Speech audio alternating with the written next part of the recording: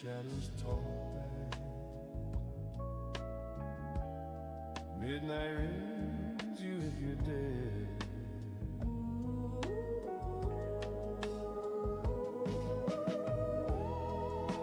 One more line, one more flight into the weird unknown.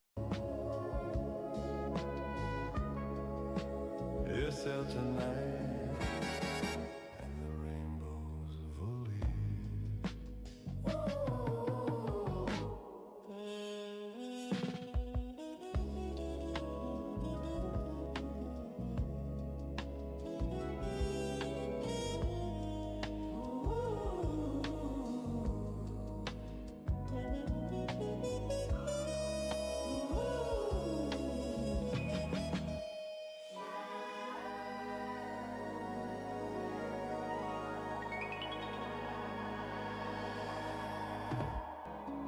Somewhere in a room crammed with rockets that never launch, clocks that run backward, and typewriters that dream, one man still dares to imagine what tomorrow forgot.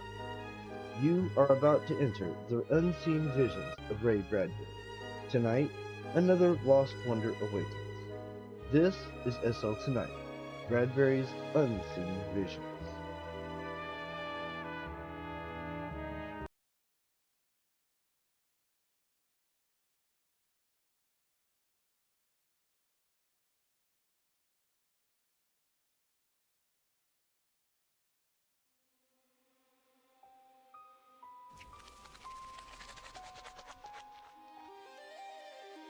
Good evening, builders of impossible dreams, and welcome to SL Tonight, where we launch into the nostalgic rockets of Ray Bradbury's masterpiece, The Illustrated Man. I'm Felix Lebesky, your host for Bradbury's Unseen Visions. Tonight, we return to the junkyard wonder of the rocket. Written in 1950 when Bradbury was 30, living in Venice, typing while Marguerite worked and their daughters dreamed of the stars. Inspired by his own children's space fantasies and his father's tinkerer spirit, he asked, what if the poorest family could still touch the heavens? This is Bradbury at his most tender, the rocket built from scrap, the journey taken in imagination. Let's blast off with this junkyard miracle.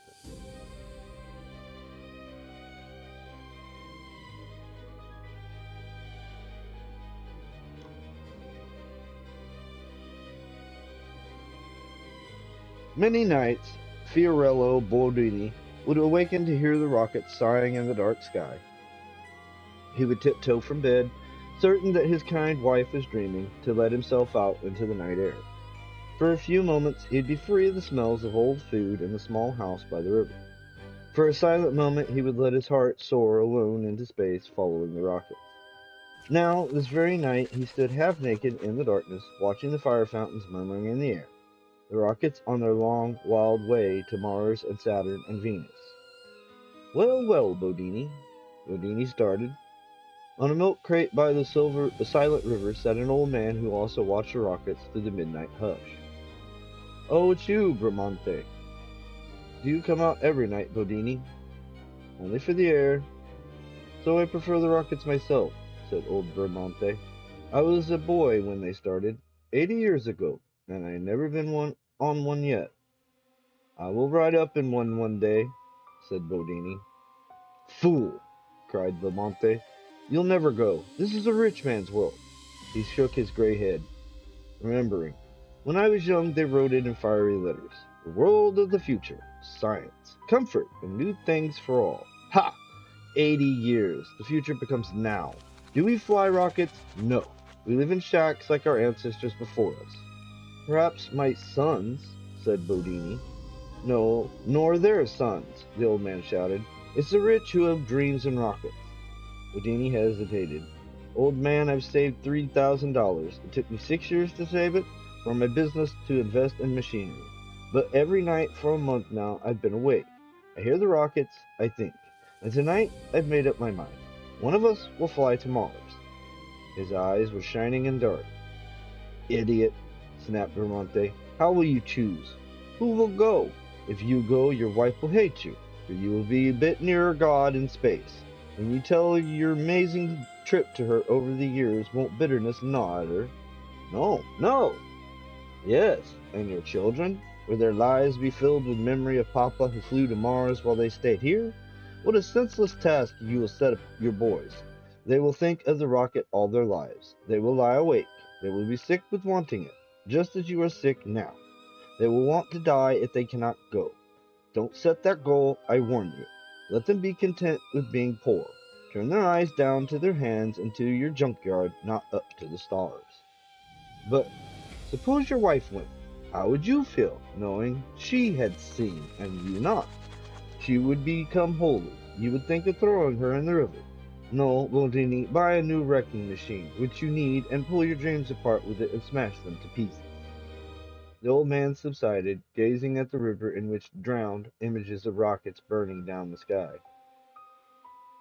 Good night, said Bodini. Sleep well, said the other. When the toast jumped from its silver box, Bodini almost screamed. The night had been sleepless. Among his nervous children, beside his mountainous wife, Bodini had twisted and stared at nothing. Vermonte was right. Better to invest the money. Why save it when only one of the family could ride the rocket, while the others remained to melt in frustration? Fiorello, eat your toast, said his wife Maria. My throat is shriveled, said Bodoni. The children rushed in, three boys fighting over a toy rocket, two girls carrying dolls which duplicated the inhabitants of Mars, Venus, and Neptune, green mannequins with 3 yellow eyes and 12 fingers. I saw the Venus rocket, cried Paulo. It took off. Whoosh! Hissed Antonello. Children, shouted Bodini, hands to his ears. They stared at him. He seldom shouted. Bodini arose. Listen, all of you. I have enough money to take one of us on the Mars rocket. Everyone yelled. You'll understand? Yes, only one of us. Who? Me, cried the children. You, said Maria. You, said Bodoni to her. They all fell silent. The children reconsidered. Let Lorenzo go. He's the oldest. Let Miriam go. She's a girl. Think what you would see, said Bodoni's wife to him. But her eyes were strange. Her voice shook. The meteors, like fish. The universe, the moon. Someone should go who could tell it well on returning. You have a way with words. Nonsense. So have you, he objected. Everyone trembled. Here, said Bodoni unhappily. From a broom he broke straws of various lengths. The short straw wins. He held out his tight fist. Choose. Solemnly each took his turn. Long straw, another, long straw. The children finished. The room was quiet. 2 straws remained. Bodoni felt his heart ache in him. Now, he whispered. Maria. She drew. The short straw, she said. Ah, sighed Lorenzo, half happy, half sad. Mamma goes to Mars. Bodoni tried to smile. Congratulations, I will buy your ticket today. Wait, Fiorello. You can leave next week, he murmured. He saw the sad eyes of her children upon her, with the smiles beneath their straight, large noses. She returned the straw slowly to her husband. I cannot go to Mars. Well, why not? I will be busy with another child. What? She would not look at him. It wouldn't do for me to travel in my condition. He took her elbow. Is this the truth? Draw again. Start over. Why didn't you tell me before? He said incredulously. I didn't remember. Maria, he whispered, patting her face. He turned to the children. Draw again. Paulo immediately drew the straw. I go to Mars, he danced wildly. Thank you, father. The other children edged away. That's swell, Paulo. Paulo stopped smiling to examine his parents and his brothers and sisters. I can go, can't I? He asked uncertainly. Yes. And you'll wipe me when I come back? Of course. Paulo studied the precious broom straw on his trembling hand and shook his head. He threw it away. I forgot. School starts. I can't go. Draw again. But none would draw. A full sadness lay on them. None of us will go, said Lorenzo. That's best, said Maria. Vermonte was right, said Bodini. With his breakfast curdled within him, Morello Bodini worked in his junkyard, ripping metal, melting it, pouring out usable ingots. His equipment flaked apart. Competition had kept him on the insane edge of poverty for 20 years. It was a very bad morning. In the afternoon, a man entered the junkyard and called up to Bodini on his wrecking machine. Hey, Bodini, I got some metal for you. What is it, Mr. Matthews? Asked Bodini listlessly. A rocket ship. What's wrong? Don't you want it? Yes, yes! He seized the man's arm and stopped, bewildered. Of course, said Matthews. It's only a mock-up. You know, when they plan a rocket, they build a full-scale model first of aluminum. You might make a small profit boiling her down. Let you have her for 2,000. Bodini dropped his hand. I haven't the money. Sorry, thought I'd help you. Last time we talked, you said how everyone had outbid you on junk. Thought I'd slip this to you on the QT. Well, I need new equipment. I saved money for that. I understand. If I bought your rocket, I wouldn't even be able to melt it down. My aluminum furnace broke down last week. Sure? I couldn't possibly use the rocket if I bought it from you. I know. Houdini blinked and shut his eyes. He opened them and looked at Mr. Matthews. But I'm a great fool. I will take my money from the bank and give it to you. But if you can't melt the rocket down, deliver it, said Bodini. All right, if you say so. Tonight? Tonight. Would be fine. Yes, I would like to have the rocket shipped tonight. There was a moon. The rocket was white and big in the junkyard. It held the whiteness of the moon and the blueness of the stars. Houdini looked at it and loved all of it. He wanted to pet it and lie against it, press it with his cheek, telling it all the secret wants of his heart. He stared up at it. You are all mine. Even if you never move or spit fire and just sit there and rust for 50 years, you are mine. The rocket smelled of time and distance. It was like walking into a clock. It was finished with Swiss delicacy. One might wear it on one's watch fob. I might even sleep here tonight, Houdini whispered excitedly. He sat in the pilot seat. He touched the lever. He hummed in his shut mouth, his eyes closed. The humming grew louder, louder, higher, higher, wilder, stranger, more exhilarating, trembling in him and leaning forward and pulling him and the ship in a roaring silence and in a kind of metal screaming, while his fists flew over the controls and his shut eyes quivered, and the sound grew and grew until it was a fire, a strength, a lifting and a pushing of power that threatened to tear him in half. He gasped. He hummed again and did not stop, for it could not be stopped. It could only go on, his eyes tighter, his heart furious. Taking off, he screamed. The jolting concussion, the thunder, the moon, he cried, eyes blind, tight. The meteors, the silent rush and volcanic light, Mars, oh God, Mars, Mars. He fell back, exhausted and panting. His shaking hands came loose to the controls and his head tilted back wildly. He sat for a long time, breathing out and in, his heart throbbing. Slowly, slowly, he opened his eyes. The junkyard was still there. He sat motionless. He looked at the heaped piles of metal for a minute, his eyes never leaving them. Then leaping up, he kicked the levers. Take off, damn you! The ship was silent. I'll show you, he cried. Out in the night air, stumbling, he started the fierce motor of his terrible wrecking machine and advanced upon the rocket. He maneuvered the massive weights into the moonlit sky. He readied his trembling hands to plunge the weights, to smash, to rip apart this insolent false dream, that silly thing for which he had paid his money, which would not move, which would not do his bidding. I'll teach you, he shouted. But his hand stayed. The silver rocket lay in the light of the moon, and beyond the rocket stood the yellow lights of his home, a block away, burning warmly. He heard the family radio playing some distant music. He sat for half an hour considering the rocket and the house lights, and his eyes narrowed and grew wide.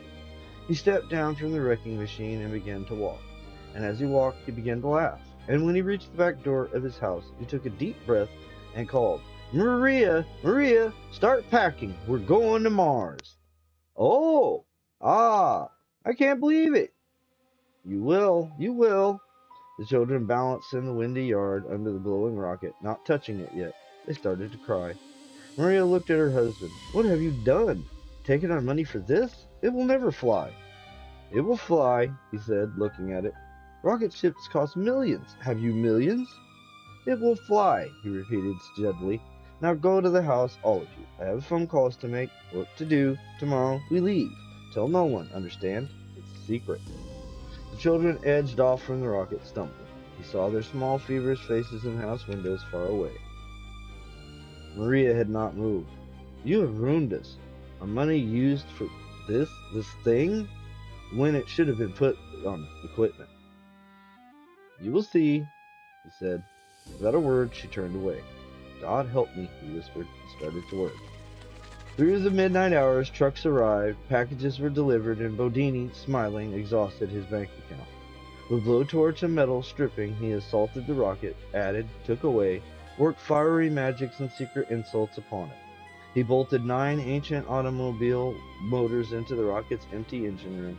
Then he welded the engine room shut so none could see his hidden labor. At dawn, he entered the kitchen. "Maria, I'm ready for breakfast." She would not speak to him. At sunset, he called to the children. "We're ready. Come on." Alice was silent. "I've locked them in the closet," said Maria. "What do you mean?" he demanded. "They'll be killed in that rocket. What kind of rocket can you buy for $2,000? A bad one." "Listen to me, Maria. It will blow up. Anyway, you are no pilot. Nevertheless, I can fly this ship. I have fixed it." "You have gone mad," she said. "Where is the key to the closet?" "I have it here." "Give it to me." She handed it to him. "You will kill them." "No, no." "Yes, you will. I feel it." He stood before her. "You won't come along?" "I'll stay here," she said. "You will understand. You will see then." He smiled. He unlocked the closet. "Come, children. Follow your father." "Goodbye. Goodbye, Mama." She stayed in the kitchen window, looking out at them, very straight and silent. At the door of the rocket, the father said, "Children, we'll be gone a week. You must come back to school, and I to my business." He took each of their hands in turn. "Listen, this rocket is very old and will fly only one more journey. It will not fly again. This will be one trip of your life. Keep your eyes wide." "Yes, Papa." "Listen, keep your ears clean, smell the smells of rocket, feel, remember. So when you return, you will talk of it to all the rest of your lives." "Yes, Papa." The ship was quiet as a stopped clock. The airlock hissed shut behind them. He strapped them all, like tiny mummies, into rubber hammocks. "Ready?" he called. "Ready," all replied. "Take off!" He jerked 10 switches. The rocket thundered and leaped. The children danced in their hammocks, screaming. "Here comes the moon!" The moon dreamed by. Meteors broke into fireworks. Time flowed away in a serpentine of gas. The children shouted. Released from their hammocks, hours later, they peered from the ports. "There's Earth! There's Mars!" The rocket dropped pink petals of fire while the hour's dial spun. The child's eyes dropped shut. At last they hung like drunken moths in the cocoon hammocks. "Good," whispered Bodini, alone. He tiptoed from the control room to stand for a long moment, fearful at the airlock door. He pressed a button. The airlock door swung wide. He stepped out. Into space, into inky tides of meteor and gaseous torch, into swift mileages and infinite dimensions. No. Houdini smiled. All about the quivering rocket lay the junkyard. Rusting, unchanged, there stood the padlocked junkyard gate, the little silent house by the river, the kitchen window lighted, and the river going down to the same sea. And in the center of the junkyard, manufacturing a magic dream, lay the quivering, purring rocket, shaking and roaring, bouncing the nettled children like flies in a web. Maria stood in the kitchen window. He waved to her and smiled. He could not see if she waved or not. A small wave, perhaps. A small smile. The sun was rising. Bedoni withdrew hastily into the rocket. Silence. All still slept. He breathed easily. Tying himself into a hammock, he closed his eyes. To himself, he prayed, "Oh, let nothing happen to the illusion in the next 6 days. Let all of space come and go, and red Mars come up under our ship, and the moons of Mars, but let there be no flaws in the color film. Let there be 3 dimensions. Let nothing go wrong with the hidden mirrors and screens that mold the fine illusion. Let time pass without crisis." He awoke. Red Mars floated near the rocket. "Papa!" the children thrashed to be free. Bedoni looked and saw a red Mars, and it was good, and there was no flaw in it, and he was very happy. From sunset at the 7th day, the rocket stopped shuddering. "We are home," said Bedoni. They walked across the junkyard from the open door of the rocket, their blood singing, their faces glowing. "I have ham and eggs for all of you," said Maria at the kitchen door. "Mama, Mama, you should have come. To see Mars. Mama, and meteors and everything." "Yes," she said. At bedtime, the children gathered before Bedoni. "We want to thank you, Papa." "It was nothing. We will remember it for always, Papa. We will never forget." Very late in the night, Bedoni opened his eyes. He sensed that his wife was lying beside him, watching him. She did not move for a very long time, and then suddenly she kissed his cheek and his forehead. "What's this?" he cried. "You're the best father in the world," she whispered. "Why?" "Now I see. I understand. She lay back and closed her eyes, holding his hand. Is it a very lovely journey? She asked. Yes, he said. Perhaps. Perhaps some night you might take me on just a little trip, do you think? Just a little one, perhaps, he said. Thank you, she said. Good night. Good night, said Fiorillo Benoni.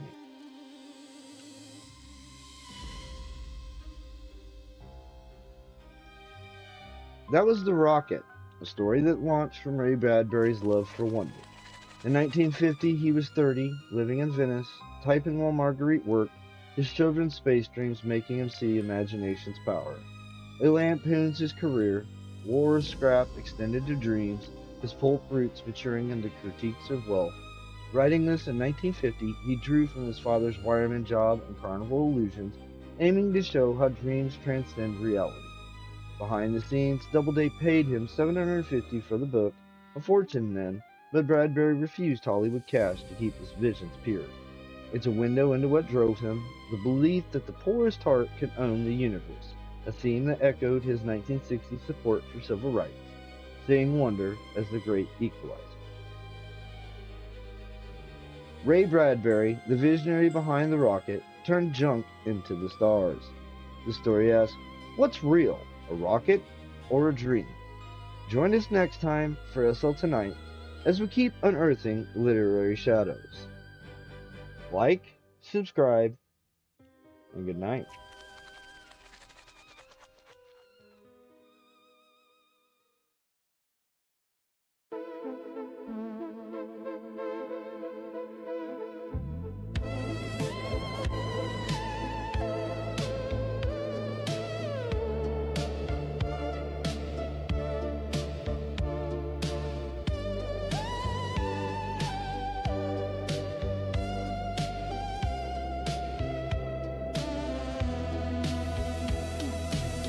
Rockets resting in green afternoon light. Typewriters dreaming all through the night.